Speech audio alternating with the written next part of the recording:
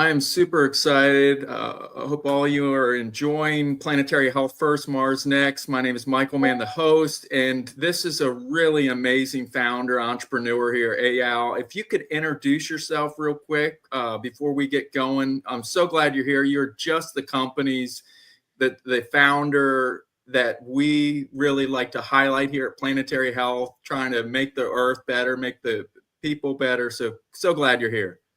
Hi, Michael. Thanks for having me. My name is Eyal Harel. I'm the CEO and one of the founders of BlueGreen Water Technologies.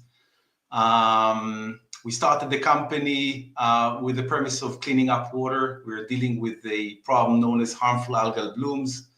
It's a water pandemic covering some 60 million lakes around the world and 30 million square kilometers of ocean. And our mission statement is to make water safe, to recreate biodiversity in water, rehabilitate entire aquatic ecosystems, and in the process, as a byproduct, remove a lot of carbon from the atmosphere. Well, I'm so glad we were able to talk a little bit before going on, and just really inspired by what you're doing. How in the world did you get involved in this? I imagine you're technical, you're an engineer, but what led you to where you are now? None of the above. I'm a lawyer by training.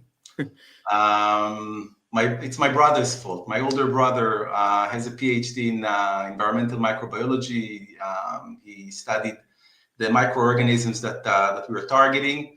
And unrelated to his PhD studies, while actually being away in Houston, Texas, in a postdoc program, he came back to his home university, the Hebrew University in Jerusalem, and in a corridor conversation with two of his mentors, Professor Aaron Kaplan and Professor Sergey Brown, the late Professor Sergey Brown, they were thinking about the issue of harmful algal blooms and how this massive problem that impacts billions of people's access to water, access to safe water, and the fact that so many people around the world in the academia have been researching this for years, and nevertheless, the problem is never being sorted out. It's just getting worse from year to year.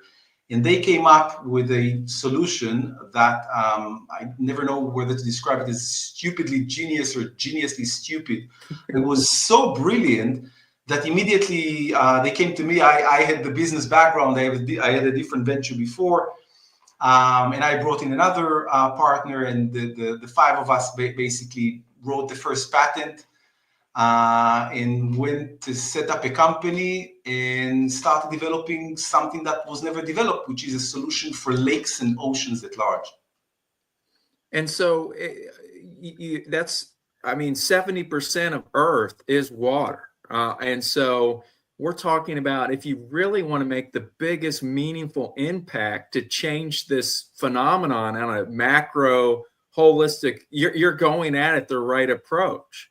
Yeah, I totally agree. So basically, when we're talking about climate change, we're talking about three fundamental problems: the access to safe water, the collapse of biodiversity in different ecosystems, and greenhouse gas.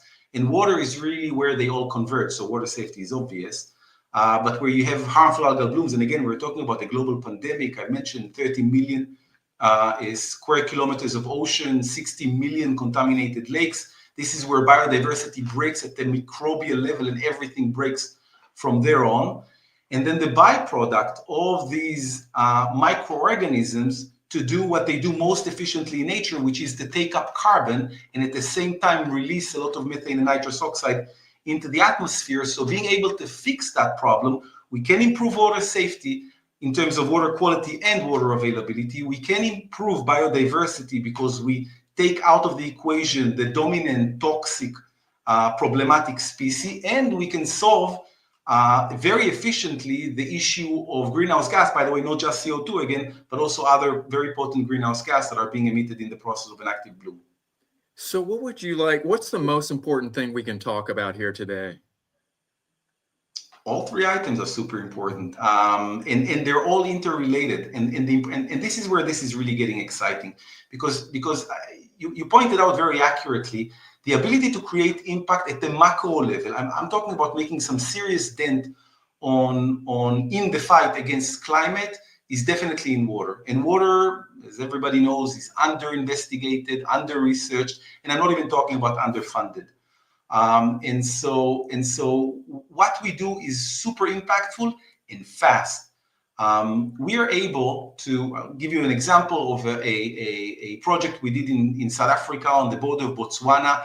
It's a 4 square kilometer lake, drinking water source of a 500,000 people city, Mahikeng. It's the capital of Northwest Province in South Africa. And people there are getting toxic water down their taps, and they get zero economic benefit from a beautiful lake because it's simply inaccessible. It's stinking. There's nothing in the water. There's a few, half-dead fish in the water. And generally speaking, it's a catastrophic situation. It's a textbook dead aquatic zone. And we were able, in the course of 3 days, to rehabilitate the entire aquatic ecosystems, and it remained healthy for the next 4 years after treatment. This was done in 2021.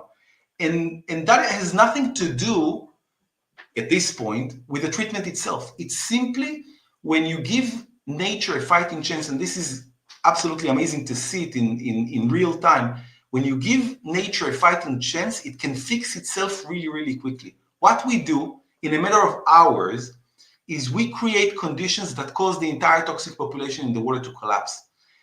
All we're doing is giving nature a fighting chance. What will happen as a result is beneficial non-toxic species taking over the ecological niche, starting from the microorganism level, improving water quality. As a result, we will see every layer of the food web improving from microorganisms to bigger organisms, to fish, to birds, and bigger animals in and around the water body.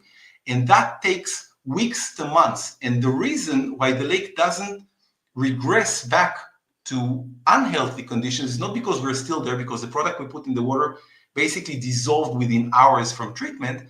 It's simply because biodiversity is key to any healthy organic environment. So I know we've seen a pendulum switch with ESGs, and especially with the political climate. And I know you're talking about some of the monetization with carbon credits. It seems like you probably, I would hope, as your startup as well, the big thing is awareness. I'm sure you're raising capital. You're doing everything as, founder, CEO. But are there multiple revenue streams? Because I could see municipalities, countries flat out paying, and then also corporate. So tell me a little bit about that business model that you have. Yeah. So the great thing about working in the space of water is that it's non-partisan. Everybody wants clean water, right? Everybody. And one of our bread and butter sources of revenue is the United States, and we never had a problem in that. We work in red states, in blue states. That is not an issue. So this is great, and this is, like I said, this is our bread and butter. We get paid to clean up a lake. Maybe they don't want to hear about anything else in that context. Maybe they don't want to know about the carbon credits, but that's fine. As long as we get to clean up water, we're happy. The point is that when you're moving away from the wealthy communities and you really want to go and provide support to those underserved communities, such as in Africa, such as in Southeast Asia and other places, that's where you're getting into trouble from a financial perspective, because they don't have the money to pay for it. And to be very honest, they have a long list of problems, and water is not a top priority. And we have to be very, very clear about that. As a result, to us, the aspect or the byproduct of our treatment in terms of the ability to generate a lot of carbon credits is as a financing mechanism to provide our services to those communities at no cost to them. So, and it goes in many different ways. The ability really to skin the cat is phenomenal. I'll give you just a couple of examples. One aspect, is to go to the corporate world through their sustainability programs and corporate social responsibility, or to the big foundations, engage in some kind of a project in a rural community, provide them the clean water that they need, and get paid through those programs. And this is very, very straightforward. This is something that the world knows how to do, generally speaking. Another way to do it is to basically go to these communities, tell them, we're going to solve your problem, it's going to cost you nothing. All we're going to do is harvest the carbon credits that we can generate in the process and go sell them to B2B, sell them to the corporate world that wants to achieve their net zero climate goals, and get funded in that way. Another way is, under Article 6, if we're now diving a little bit more into the climate world, and under Article 6.2, we can actually come to government and say, hey, you have a liability in the form of a contaminated lake. We can turn it into an asset. Because if you have an agreement signed with another country from normally the global north that is willing to buy carbon credits generated locally, we can actually use that as a maneuver in order to clean up all your lakes as far as I'm concerned. If we know that we have a buyer at the end of this thing through a global north country that will pay you, the local government, all those fees against those carbon credits. So we can actually turn a liability into an asset. I love this. And it just might help that you're an attorney trying to do all this. So your corporate or your law degree's coming in handy. So you thank mom and dad for that one, right? That's always good. Yeah. Well, I would love to learn more about this vision for your company. Obviously, you're out of Israel, you're global, that's clear. Like, where are you on a scale? Where would you like to be? Who would be the ideal investors, partners that you'd love to see if that happened? Like your dream list was to happen in the next 6 months to whatever. Right. So, well, if we start from the fundamentals, I always joke, but it's not a funny one. That as a young and small company, I used to go to investors and tell them that BlueGreen is at the tip of the spear, and behind us there's no stick, only to see them running away screaming. There were no comparables, no addressable market, nothing. All the good stuff that investors like seeing. Mm-hmm. It was always very, very difficult. On the other end, the damn thing worked. It worked better than we could imagine. Mm-hmm. And that was amazing. The ability to de-risk the technology at very early stage, that was absolutely phenomenal. And as a result, by design, by the way, we were able to follow a very short path through a hyper-regulatory environment. Remember, this is water. You don't put anything in water. You don't put water in water without regulation, right? And yet we were able to achieve the highest levels of certification and regulation in fairly short period of time. We were in the market within 4 years from incorporation.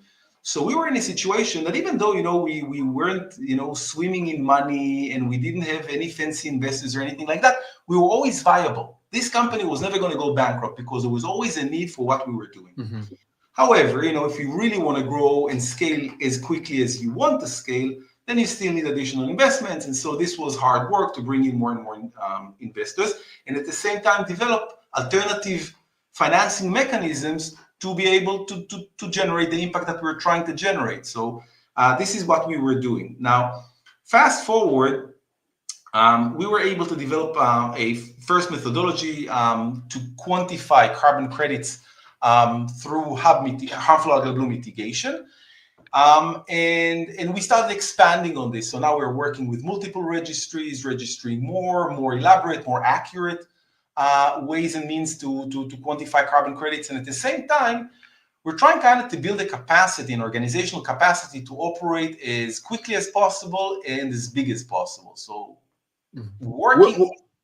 Would you see yourself creating distribution hubs? I mean, it seems like you need boots on the ground. Have you thought about like I don't know. I don't want to say franchise because that's a whole nother thing with all the, but something like, I could see, for instance, I'm just thinking right here in Virginia. I live in Virginia Beach.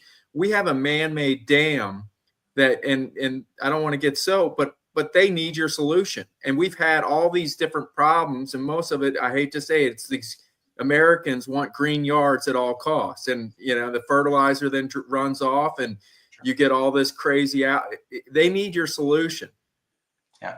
So it's actually easier than that. Our ability to operate in different, even remote places under the most difficult conditions is quite simple because the product itself is really easy to apply. So we can manufacture it locally, we can manufacture it somewhere else and ship it.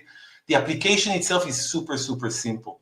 I'll give you an extreme example. We treated a 14 square kilometers, that would be in acres, 4,000 acres. In China, in Yueyang, that's 120 kilometers from Wuhan, ground zero COVID. This is June 2020, okay? The world is in a complete shutdown and a complete collapse. And we are about to treat a lake that is 120 kilometers from ground zero COVID, right? Nobody is in or out China. We're not going there or anything like that. We treated that lake through a Zoom call with local people, applying according to our instructions, us operating and controlling their application literally from space in real time and generating amazing results within 24 hours. So the ability to find the local workforce and educate them, it's a very, very short learning curve on the treatment and support the treatment in terms of monitoring from space is quite easy. So expanding is not an issue. What is difficult is, the most difficult aspect is to get the support of the local government. Remember, this is water, and you don't do anything in water without the regulators saying that you're allowed to do it. This is very, very clear, and it doesn't matter where it is. I can give you an example. In real time right now, we are working with Sri Lanka to get their approval to start working in the country. And Sri Lanka, is not exactly a first world country, and they have their own issues and their own problems and huge water quality issues. And even there, they won't allow us to do anything without qualifying our product, the chemistry, doing a small pilot and a bigger pilot, and so on. So this is, if we're talking about lead time, there's some serious damage on the side of the fight against climate change, then it's very important to cultivate those relationships with governments at large. And one of the things we're trying to do in order to achieve that is we're launching next month a campaign. We call it Clean Water, Cool Planet, for the obvious connection I just mentioned. And the purpose we're doing this is we're trying to build a coalition to bring together governments, corporates, and NGOs, all the stakeholders I can get my hands on, to start cultivating these relationships with the governments and with the local communities. It's very important to have a buy-in from the local communities. We do town hall meetings where needed. People want to know that you don't poison their water bodies for all the right reasons. And so it's very, very important to get everybody to buy into the solution. But once you have that, then the ability to respond to a situation is very quickly. We can respond. We were called in Florida, for example, in emergency situations. Within 72 hours, we were on site, ready to deploy. And so if we are looking at the carbon markets and where they're going, and I'm putting aside, some background political noises right now, I think, generally speaking, the world would be very comfortable in agreeing that, give or take 2028 plus minus a year, the world is going to need a lot of carbon credits, and quickly, because we're going to need 10 billion tons. Right now, we're barely able to generate hundreds of millions of them. So we're not even on, in the direction to be on target. And so if I want to be by 2028 plus minus 1 year able to support that demand, and I believe I can, I'll give you an example in just a moment, then I need to already now start cultivating those relationships all over the world. And the only way to do it is through local partners and boots in the ground. Well, I think, I would hope you're here with Virginia Beach and Virginia. I don't know why they don't have your solutions. There's a lot of swamp. I could imagine certain swamp that aren't, ocean, and there's got to be a company or solution needs to be doing what you're doing. And that's just there alone, so. The United States is a particular case. It's a case of a paying customer. It's not simple to get into the market, even though it's a huge market. Yeah. The reason is that, remember, this has never really been done. So there is no lake in the world, by the way, that has a budget item next to it that says to treat.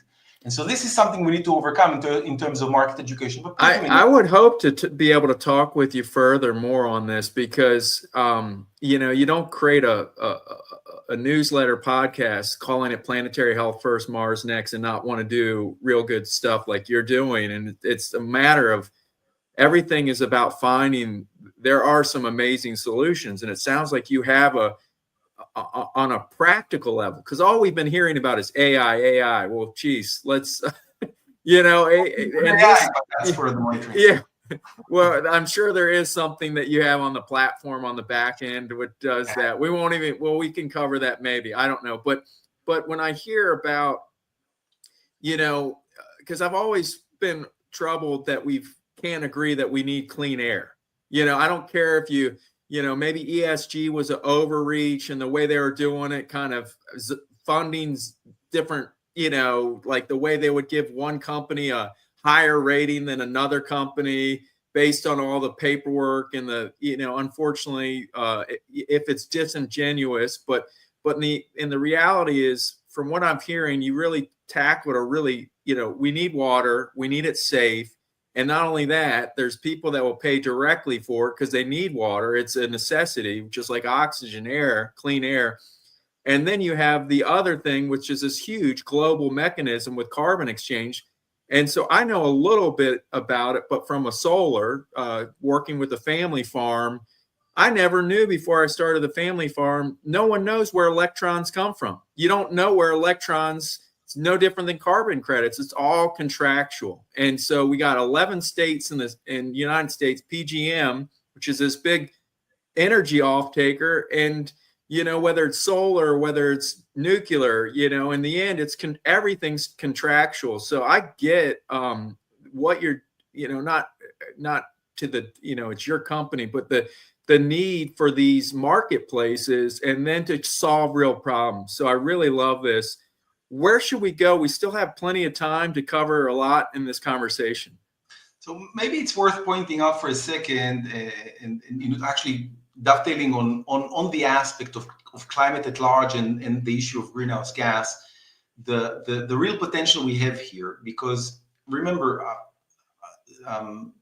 photosynthetic microorganisms, or cyanobacteria in particular, basically invented photosynthesis, right?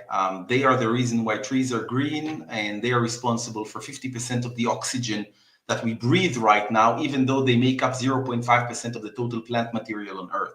That's how efficient they are. So you can imagine how involved they know when we're thinking about climate change and greenhouse gas and all that. The first thing everybody thinks of is the rainforests. Way more efficient than rainforests. Way more efficient.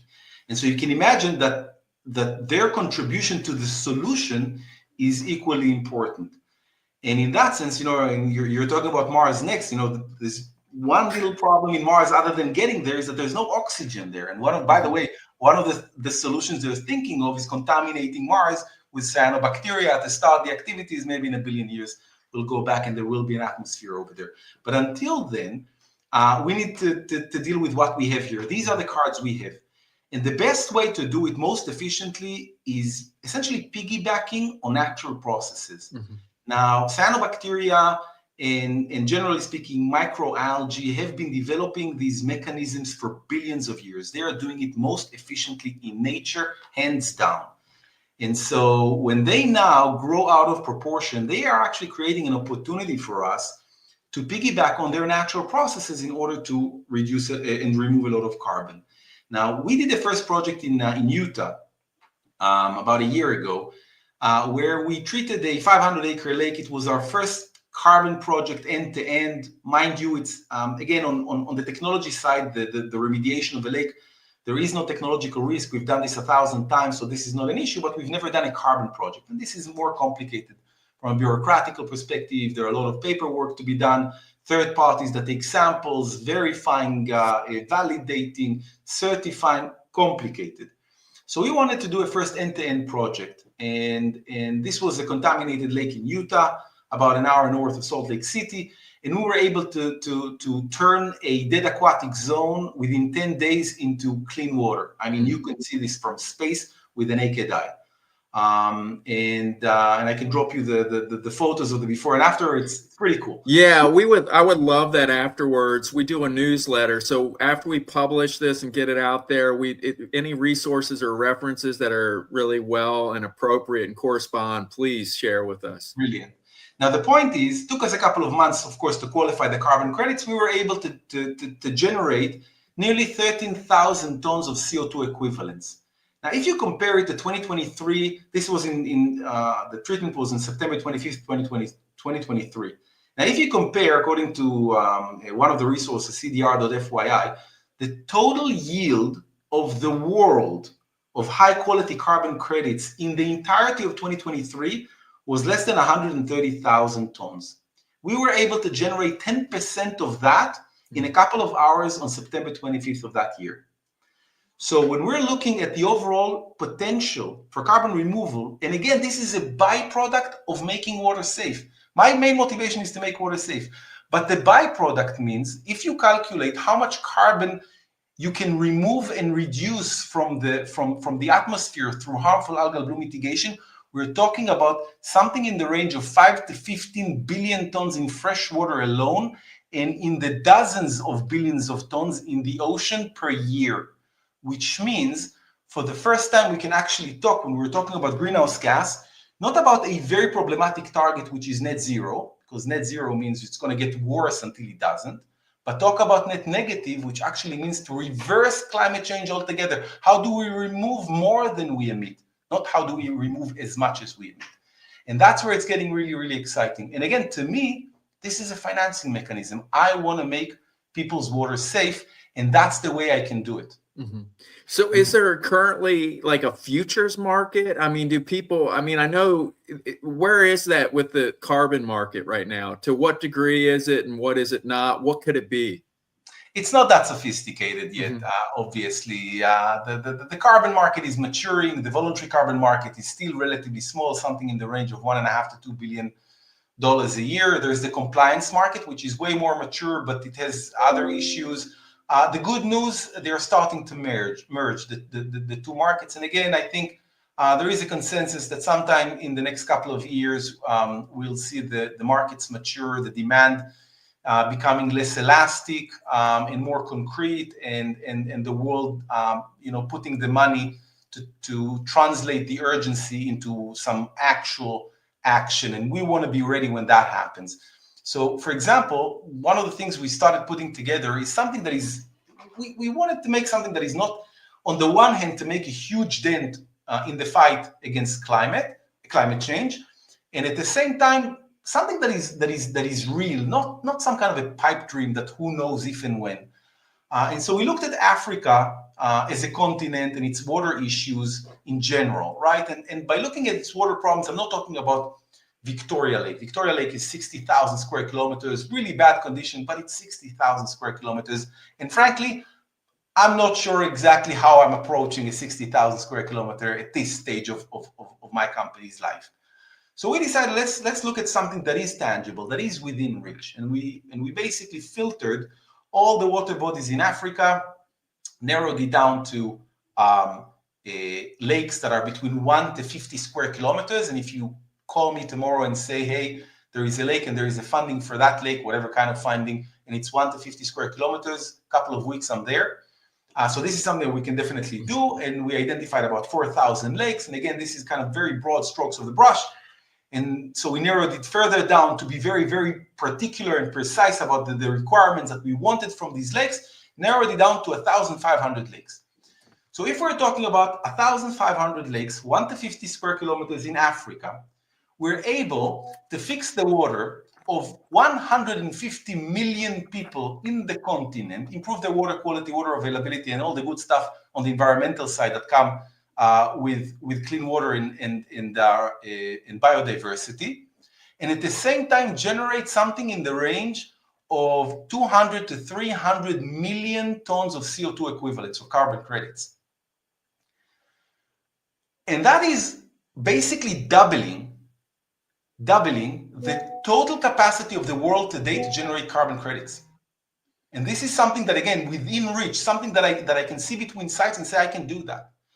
So the question is, how do we get from here where we are today to the point where we actually have the relationships and the funding to do something like that? And when we put the money together and we're like, okay, how much is it going to cost?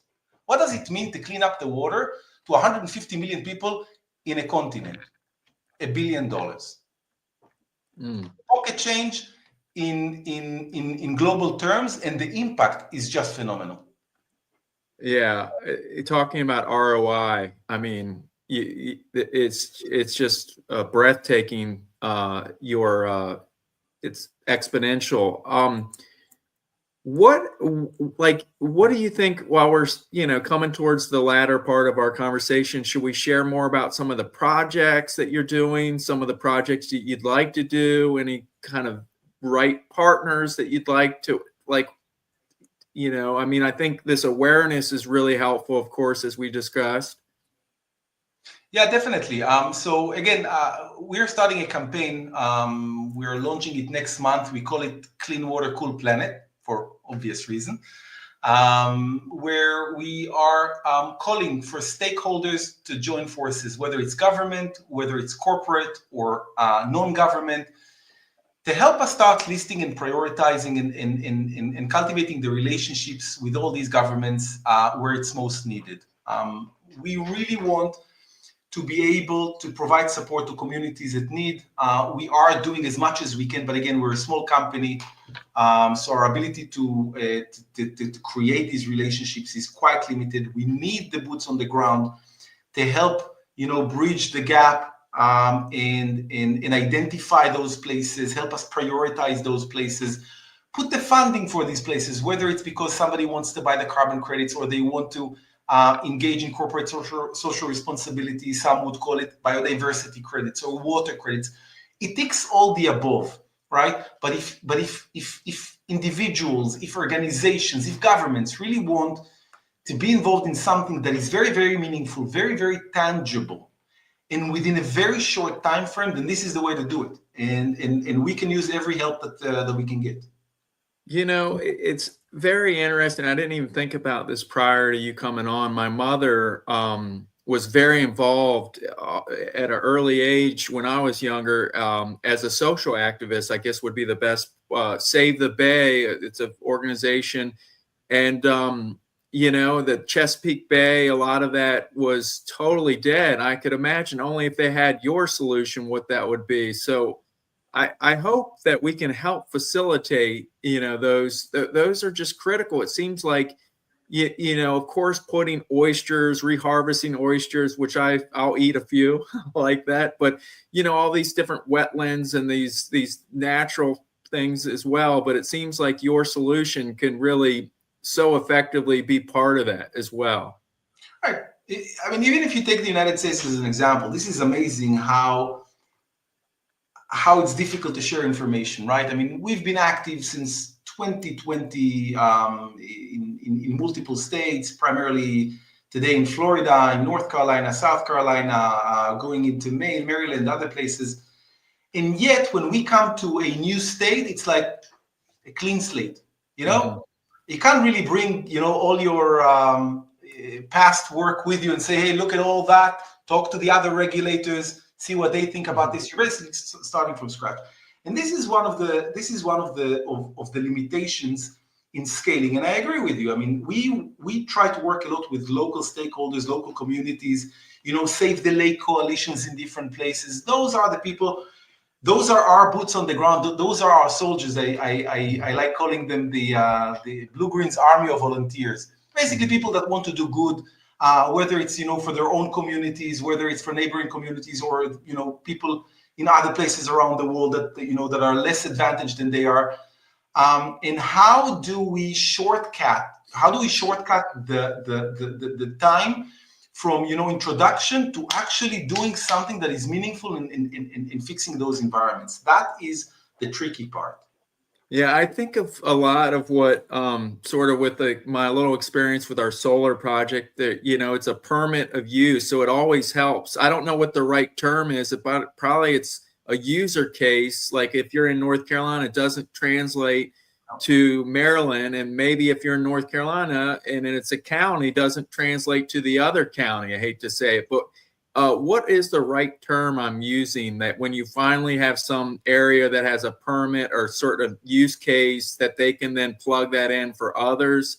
You might know better than myself, but still having that doesn't help either, because it's almost like I liken it to in healthcare.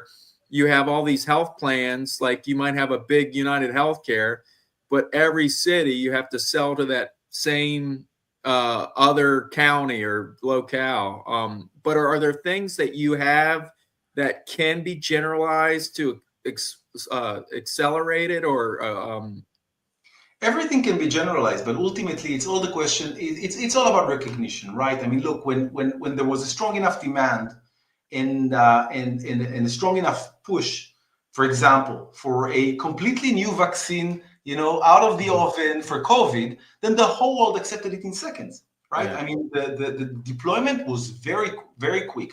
So it's a question of, do you trust those use cases? And in the COVID vaccines case, basically the whole world, although normally they don't do it, the whole world saying, okay, if the FDA says it's good enough for us, let's do this because we need it.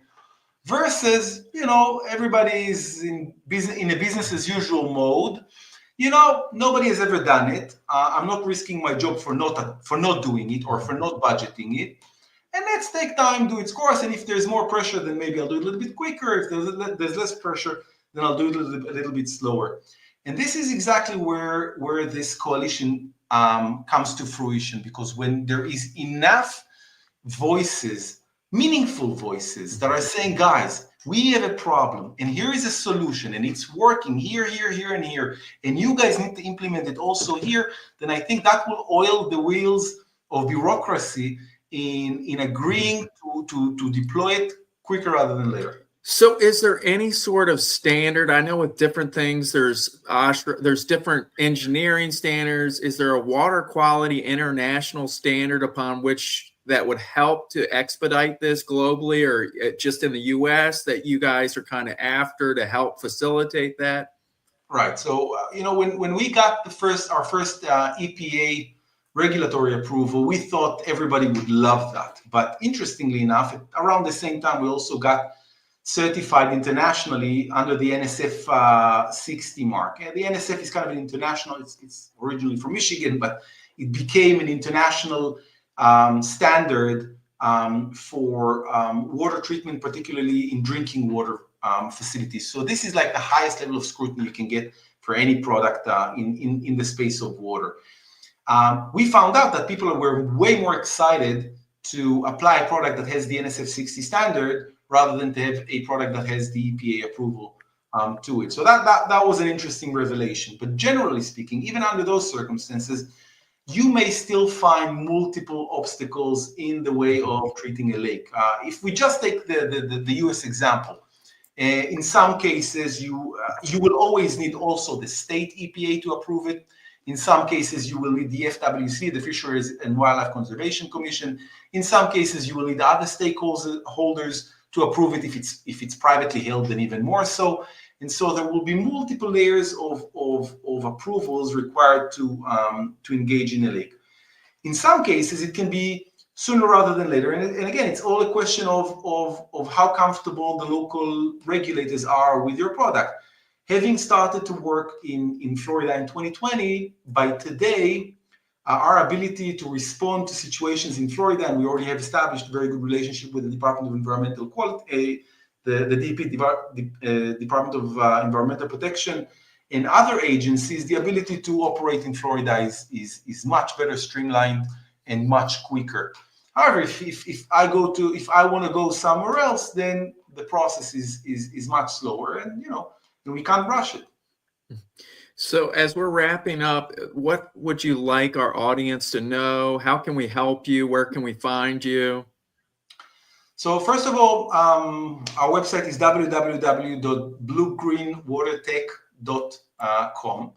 And everybody is very happy to share all the information we have. We're very, very transparent about what we do, how we do, where we do it.